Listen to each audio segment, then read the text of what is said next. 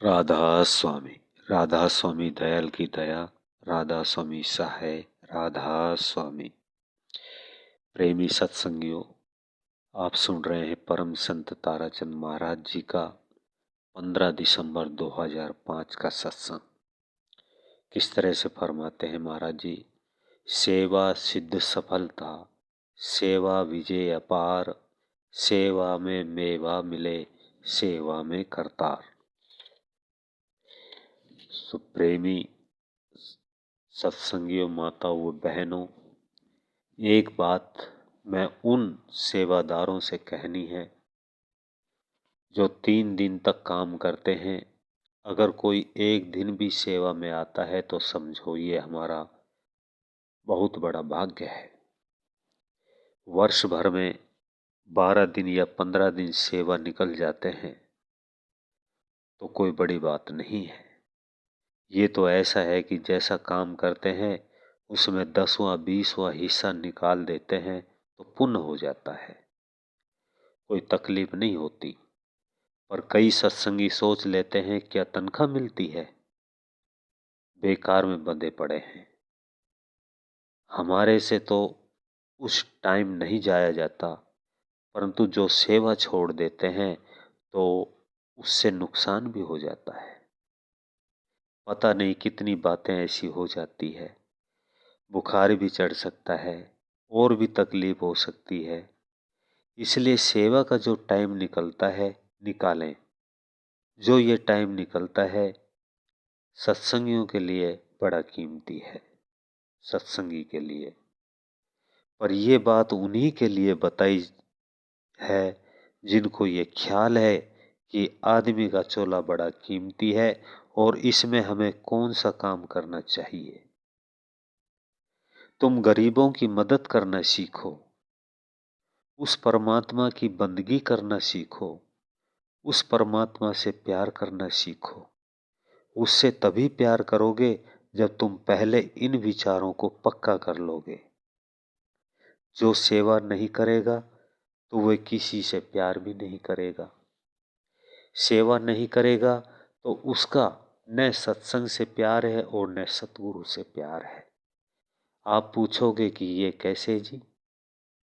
जो आदमी 4 पैसे लगाकर कोई चीज लेता है उससे उसका प्यार हो जाता है। इसी कारण से कि इस पर पैसे लगे हैं, वह उस चीज को वृथा नहीं जाने देगा, बड़े ध्यान से रखेगा। कोई चीज मुफ्त में आती है तो वह इसी तरह चली जाती है,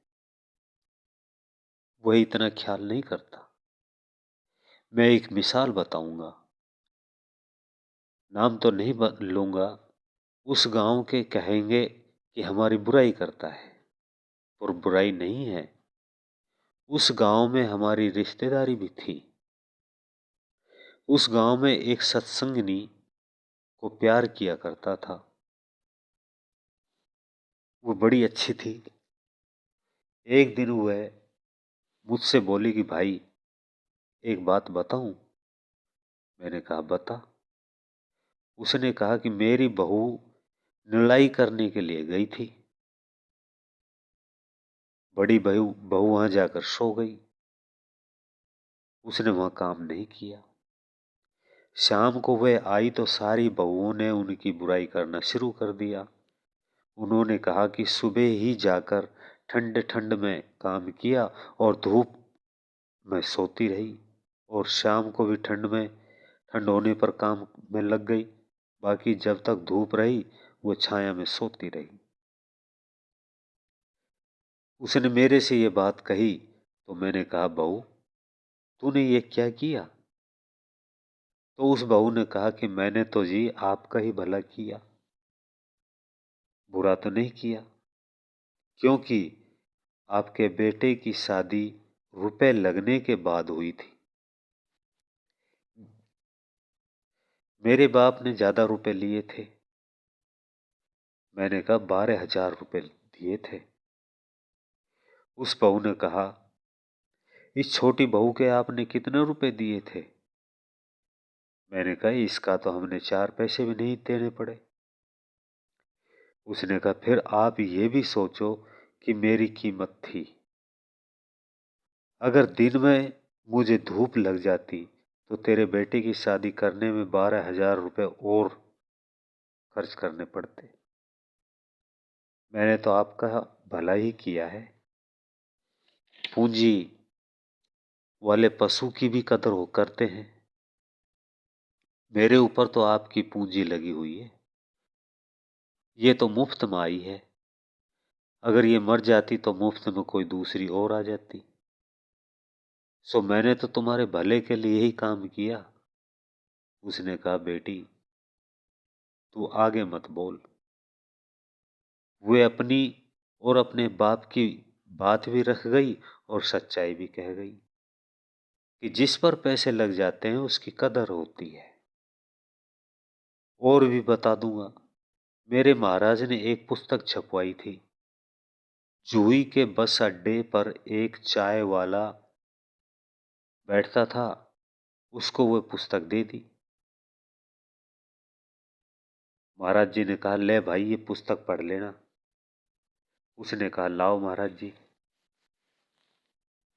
उसने वह पुस्तक ले ली और 10 दिन के बाद महाराज जी उनके पास गए तो उसने कहा मास्टर जी एक किताब और दे दो, आपके पास हो तो।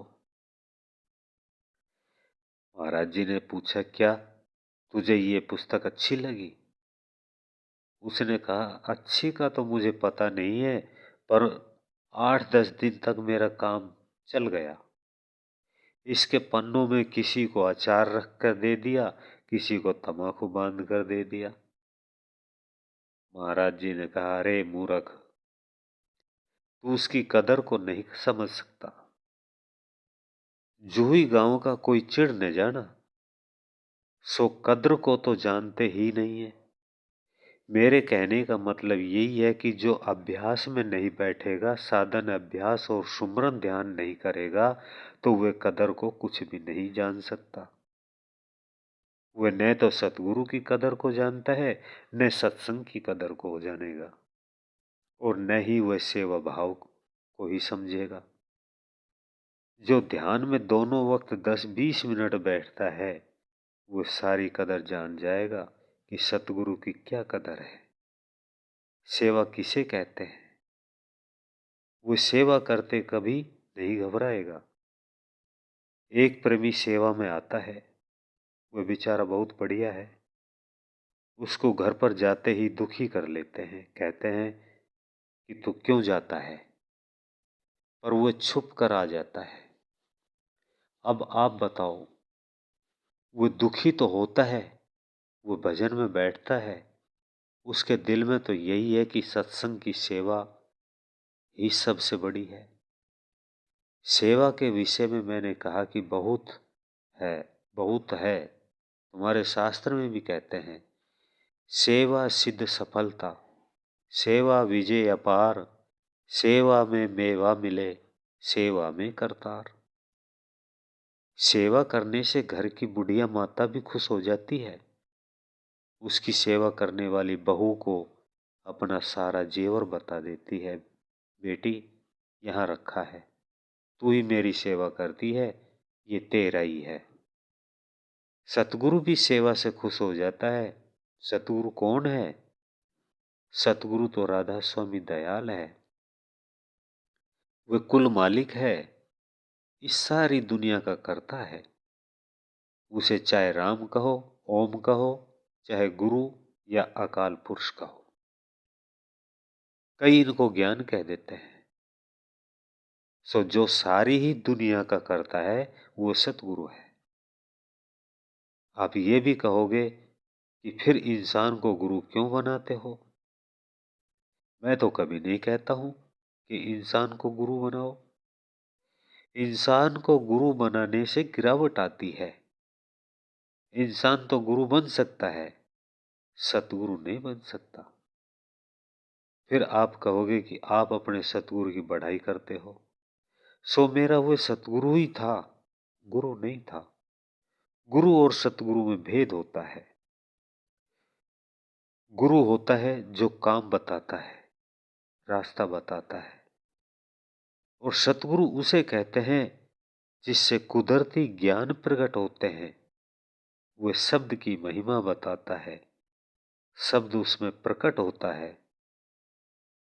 जब शब्द प्रकट हो जाता है तो वह जबरदस्त ही वह बर्दाश्त भी करना जान जाता है। वह दूसरों का भला करना सीखता है, बुरा करना नहीं। जो दूसरों का भला नहीं कर सकता, चाहे वह कैसा भी क्यों ना हो, चाहे परमात्मा भी क्यों ना हो, पर उसे कभी भी भक्ति नहीं कर सकता। जो दूसरों का भला करना सीख लेता है, वह सतगुरु की बात को जान जाता है कि सतगुरु कौन होता है, और वह अपना जीवन भी सफल कर लेता है। जब सारी जिंदगी गुजर जाती है और हम दूसरों का भला ही नहीं कर सकते, तो संसार में आकर क्या करेंगे? सारी जिंदगी ही बुरा करते करते सारा समय निकल जाता है। फिर हमारे हाथ में क्या रहता है? मेरा सत्संग तो उन्हीं के लिए है जिन्होंने अपना जीवन पवित्र करना है। आप लोग ये कह सकते हो कि फिर उसमें क्या गुण आ जाता है? ऐसे आदमियों में बड़ी भारी शक्ति आ जाती है। रामायण में आता है, अभी आप सुन रहे थे परम संत ताराचंद महाराज जी का 15 दिसंबर 2005 का सत्संग। इससे आगे का भाग सुनने के लिए वीडियो को लाइक करें, चैनल को सब्सक्राइब करें, ज़्यादा से ज़्यादा शेयर करें। सभी सत्संगी भाइयों को राधा स्वामी जी।